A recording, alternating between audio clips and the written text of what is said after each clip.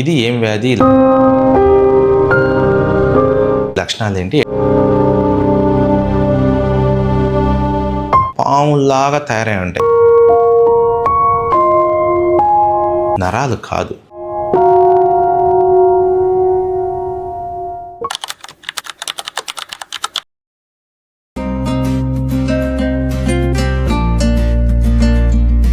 ఇంతకుముందు చెప్పుకున్నట్లే ఇది ఏం వ్యాధి, లక్షణాలు ఏంటి, ఏ డాక్టర్ని కలవాలి అనే అవగాహన సిరీస్లో ఇప్పుడు చెప్పడం ఏంటంటే, సాధారణంగా మన నరాల డాక్టర్ల దగ్గరికి చాలామంది పేషెంట్స్ కాళ్ళల్లో ఒక పాములాగా తయారై ఉంటాయి. అవి రక్త నాళాలు, నరాలు కాదు.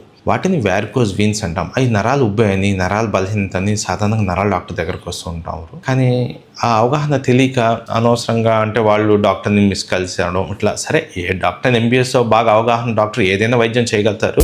కాళ్ళల్లో రక్తనాళాలు ఉబ్బి పాముల్లాగా కనిపిస్తుంటాయి, చూసానికి అట్లానే ఉంటాయి అవి. దాన్ని వ్యారికోజ్ వీన్స్ అంటారు. వ్యారికోజ్ వీన్స్ అంటే ఇప్పుడు చూడండి, గుండె పంపు చేస్తే రక్తనాళ ఆర్టరీస్ అంటారు. అవి కాళ్ళ దాకా వస్తాయి.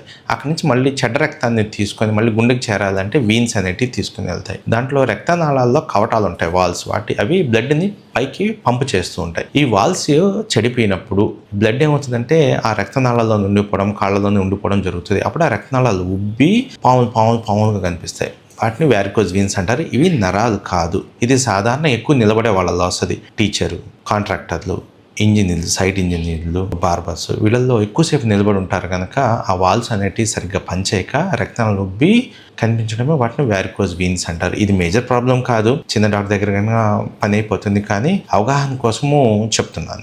ఈ వ్యారికోజ్ ఉన్న వాళ్ళు కలవాల్సిన డాక్టరు వాస్కులర్ సర్జన్ అని ఉంటారు, లేదా జనరల్ సర్జన్ దగ్గర కలిసినట్లయితే దానికి లేజర్ టెక్నిక్తో లేదా స్ట్రిప్పింగ్ టెక్నిక్తో వాటిని నయం చేసే అవకాశం ఉంటుంది. సో వ్యారికోజ్ వీన్స్ ఉన్న వాళ్ళు నరాల డాక్టర్ని కాదు కలవాల్సింది వాస్కులర్ సర్జన్ లేదా జనరల్ సర్జన్ డాక్టర్ని కలవాల్సి ఉంటుంది. సో నెక్స్ట్ సిరీస్లో ఇంకోటి చెప్తాను.